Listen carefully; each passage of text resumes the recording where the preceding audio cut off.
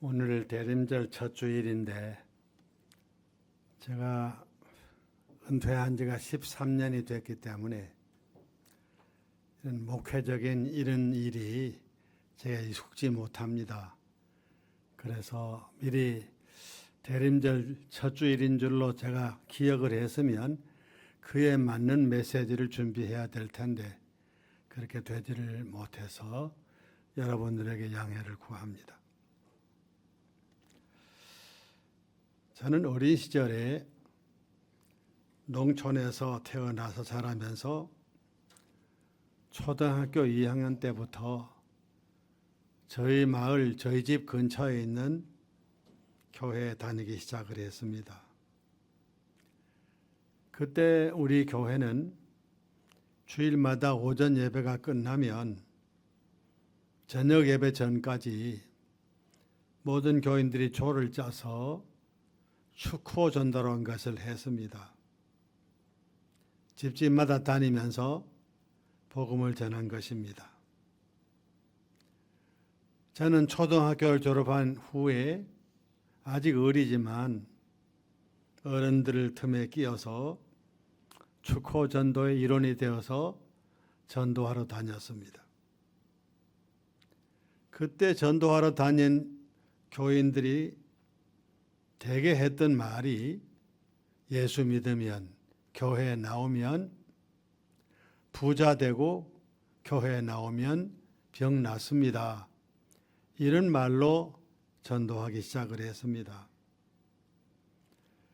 당시에는 참으로 삶이 어려웠습니다. 조반 석죽도 어려워 배를 굶주린 사람들이 참 많았고 병이 나도 치료받을 수 있는 길도 거의 없다시피 했습니다. 그래서 예수 믿으면 이 지긋지긋한 가난에서 벗어날 수 있고 교회에 나오면 병도 낫습니다. 이런 말이 사람들에게 굉장히 호기심을 가지게 되는 말이 된 것입니다. 물론 저도 그렇게 믿었습니다. 그리고 저도 제가 말해야 될 때가 오면 그렇게 말했습니다. 이렇듯이 어른들은 물론 청소년들까지라도 예수 믿으면 복 받는다는 생각에 사로잡혀 있어서 누구든지 신앙생활하면서 뜻하지 않게 무슨 어려움을 당하게 되면 사람들이 말은 하지 아니해도 속으로 생각을 했습니다. 저 집이 저희가 신앙생활을 제대로 못 하고 있는가 봐. 저 집이 저희가 무슨 큰 죄를 지은 모양이지? 이런 생각들을 모두 했습니다. 어려움 당한 것만 해도 힘들고 몹시 괴로운데 누군가가 자기의 이 어려움 당한 것을 알세라 숨기느라 매우 급급했습니다.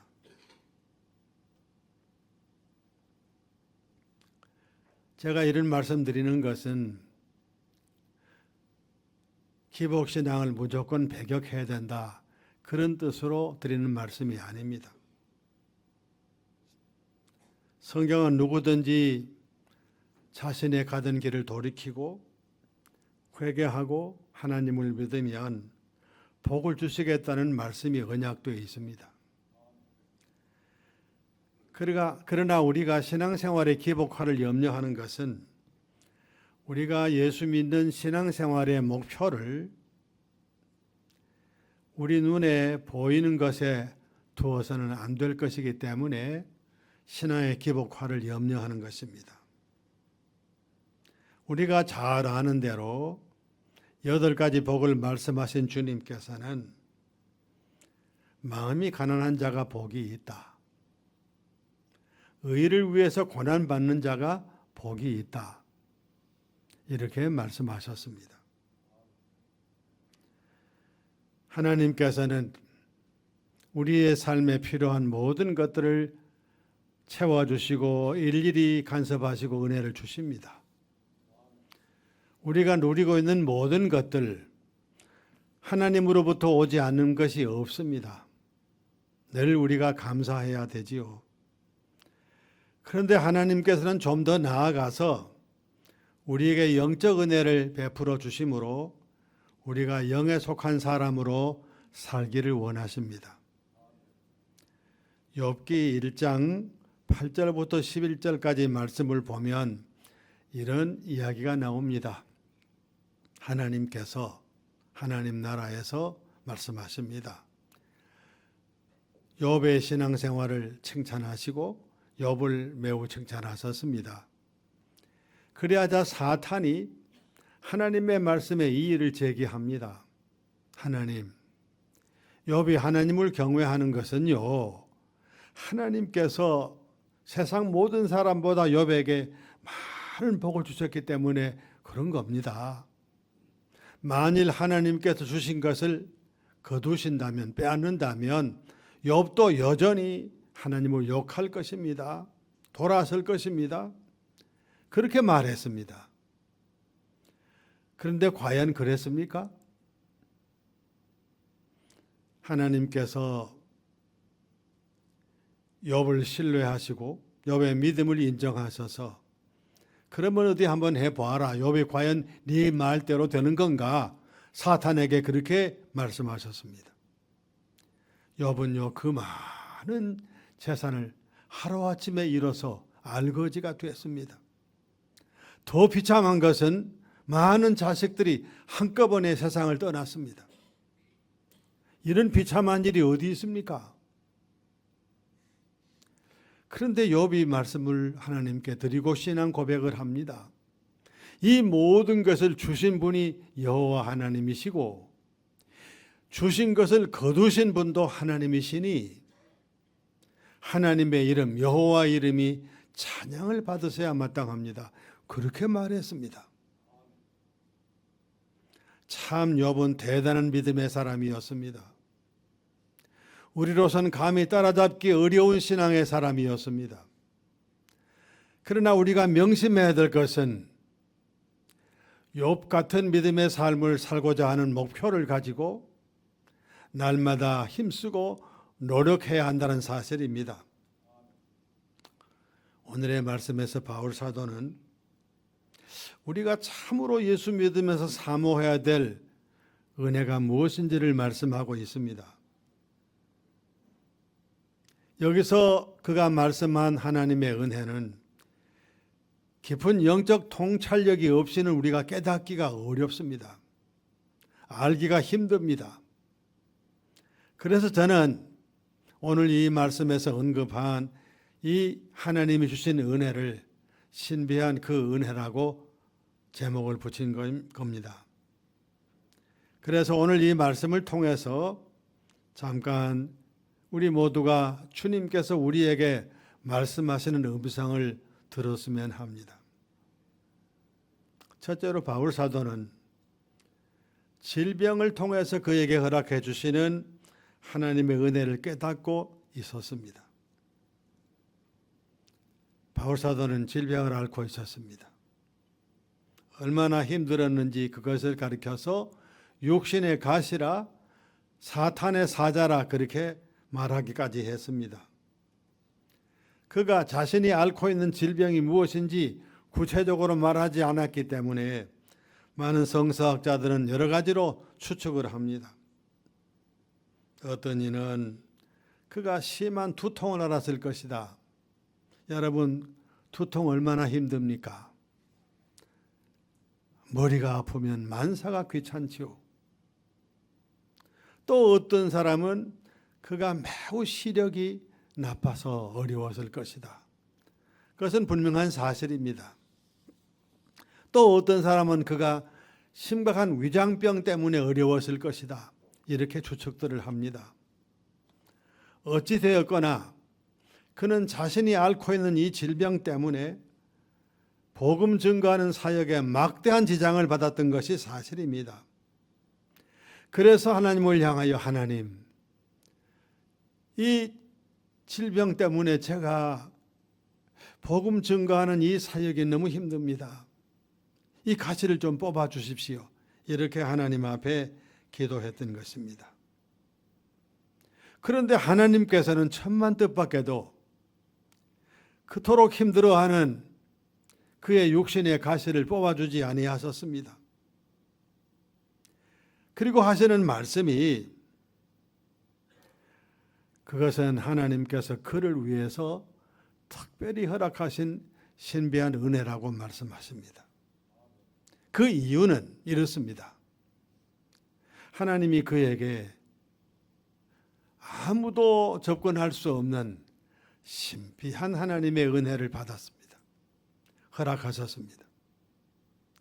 그런데 하나님은 이 은혜를 주시면서 혹시라도 그가 교만해지지 않을까 하여서 그래서 그에게 육신의 질병,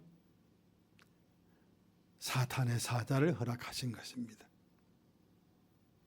이것을 그가 가지면서 이런 질병을 앓고 있으면서 자신의 한계를 깨닫고 그는 하나님 앞에 겸손할 수밖에 없도록 하신 것입니다. 그래서 하나님은 신비한 은혜를 그에게 주셨다고 말씀하신 것입니다. 우리 염천교회도 대부분의 신방 차량들이 승합차입니다.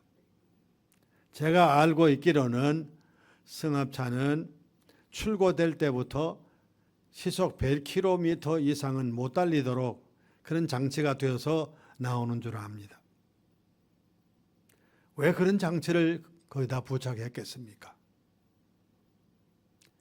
고속도로에 가서는 좀 더 달리고 싶지 않겠습니까? 운전하는 분으로선 말입니다. 그런데 왜 새 차를 출고하면서 그런 장치를 달았겠습니까? 혹시 사고라도 나면 많은 인명사고가 나지 않겠어요? 승합차에는 많은 사람이 타기 때문에 그래요. 그래서 안전장치로 그것을 허락해 놓은 것입니다. 마찬가지입니다. 하나님께서 저에게, 여러분에게, 특별히 연로하신 분들에게 여러 종류의 연약함과 질병을 허락하시는 것은 우리가 이 땅 위에 살면서 혹시라도 하나님 앞에서 교만해져서 하나님의 은혜와 멀어질까 염려하셔서 안전장치로 그걸 허락하셨다는 것입니다. 나이가 좀 많아지면 여기저기 아픈 데가 참 많아요. 그리고 병원을 자주 가게 됩니다. 여러분, 병원에 가는 일이 쉽습니까? 쉽지 않잖아요. 가기 싫잖아요. 그래도 아프니까 안 갈 수가 없잖아요. 나이 많은 분들은요, 자기가 아파서 병원에 가기도 하고 자기 배우자 때문에 같이 또 보호자로 따라서 병원에 가기도 합니다. 어쨌든 병원에 자주 가요. 그런데 이거 얼마나 힘들고 어려워요. 나이 많으면 힘이 없어지고 걷는 일도 자유롭지 못하고 살아가는 일이 모두 자유롭지 못해져요. 왜 그럴까요? 하나님께서 우리에게 이제는 하나님 앞에 올 날이 다가오니까 정신 차리고 신앙생활 잘해라. 겸손히 하나님 믿고 섬기고 살아가라. 이런 이유로 안전장치로 우리에게 이런 질병을 허락해 놓으신 것입니다. 이제 우리를 하나님께서 사랑하셔서 여러 가지 연약한 우리들에게 질병을 허락하신 줄 깨닫고 하나님 앞에 도리어 감사한 마음으로 하나님 굳게 믿고 의지하고 살아가는 여러분 모두가 되실 수 있기를 간절히 바랍니다. 두 번째로 바울 사도는 그의 소원을 거절하시면서 허락해 주시는 하나님의 은혜를 깨닫고 있었습니다. 자기 질병을 고쳐달라고 하나님 앞에 그는 호소했습니다. 3번 하나님 앞에 기도했다 그랬습니다. 우리가 사도행전에서 보는 대로 그는 사역하면서 수많은 병자들을 주님의 이름으로, 주님의 능력으로 고쳤어요. 그 앞에서 많은 병자들이 일어났습니다. 이제는 자기가 질병을 앓고 있으니 너무너무 이유 때문에 힘들고 사역이 어려우니 하나님 앞에 고쳐달라고, 이 가시를 뽑아달라고 간구한 것입니다. 그런데 하나님께서는 대답하시기를 내 은혜가 네게 족하도다. 지금 네 상태가 내 은혜가 네게 족하다. 그렇게 대답하신 것입니다. 우리가 여기서 중요하게 생각해야 될 것은 하나님의 이 대답을 그가 어떻게 받아들였나 하는 것입니다. 하나님의 말씀이니까 마음에는 안 들고 불만이 있지만 어쩔 수 없이 순종했느냐, 그렇지 않느냐 하는 겁니다. 그런데 오늘의 말씀을 자세히 보면 하나님께서 내 은혜가 네게 족하다 하는 이 말씀의 뜻을 그는 알았습니다. 그리고 어쩔 수 없이 받아들인 게 아니라 감사한 마음으로 하나님께서 그의 기도를 듣지 아니하시고 거절하심에 대해서 감사한 마음으로 받아들인 것입니다. 여러분, 우리는 그동안에 우리가 기도하면 하나님이 우리의 기도를 응답하신다, 응답하시는 하나님에 대해서 늘 생각을 해왔고, 또 하나님 하면 우리의 기도를 응답하시는 분으로만 우리가 생각하기 쉬운 것 사실입니다. 그런데 오늘 우리는 이 말씀 속에서 우리의 기도를 거절하신 하나님을 만나게 돼요. 그리고 그것이 도리어 우리에게 신비한 은혜가 된다는 이 말씀 앞에 우리가 서게 됩니다. 그렇습니다. 하나님께서 우리의 기도를 들으시고 응답해 주심도 큰 은혜이고, 때로는 하나님께서 깊은 뜻을 가지시고 나는 깨닫지 못하는데 하나님께서 나에게 신비한 은혜로 허락하신 것을 나는 깨닫지 못하여 허락해 주신 이것을 하나님께서 뽑아달라고, 이거 허락하신 거 다 가져가 달라고 해도 하나님은 아니다, 내 은혜가 네게 족하다 말씀하시기도 하는 것입니다. 기도를 응답해 주심도 감사하고 거절하심도 나를 위해서 그러시니 우리가 감사해야 됩니다. 거절하심, 그것은 하나님의 신비한 은혜일 수 있습니다. 하나님이 내가 간구하는데도 내 간구를 듣지 아니하시고 거절하실 때 그 뜻이 무엇일까? 그 속에 하나님의 신비한 은혜가 있지는 아니할까? 깊이 생각하고 그 은혜를 깊이 깨닫고 감사한 마음으로 살아가는 여러분 모두가 되실 수 있기를 간절히 바랍니다. 세 번째로 바울 사도는 자신을 약하게 하심으로써 허락해 주시는 하나님의 은혜를 깨닫고 있었습니다. 그는 자신을 약하게 하심으로써 도리어 강하게 해주시는 하나님의 은혜를 말하고 있습니다. 그러므로 내가 그리스도를 위하여 약한 것들과 능력과 궁핍과 박해와 곤고를 기뻐하노니 이는 내가 약한 그때의 강함이라고 했습니다. 자신이 약하게 되는 그때에 하나님이 강한 손으로 다가오신다는 것입니다. 주님을 위해서 능력을 당하고 궁핍해지고 박해를 받고 곤고한 처지에 떨어지게 된 것을 그는 기뻐한다고 했습니다. 이런 역설이 어디 있습니까? 누가 이런 말하는 사람을 보고 정상이라고 말할 수나 있겠습니까? 그런데 그는 깨달았습니다.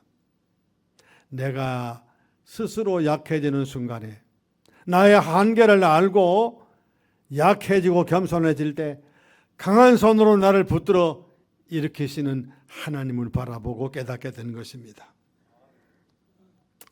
사람들은 다 강해지기를 원합니다.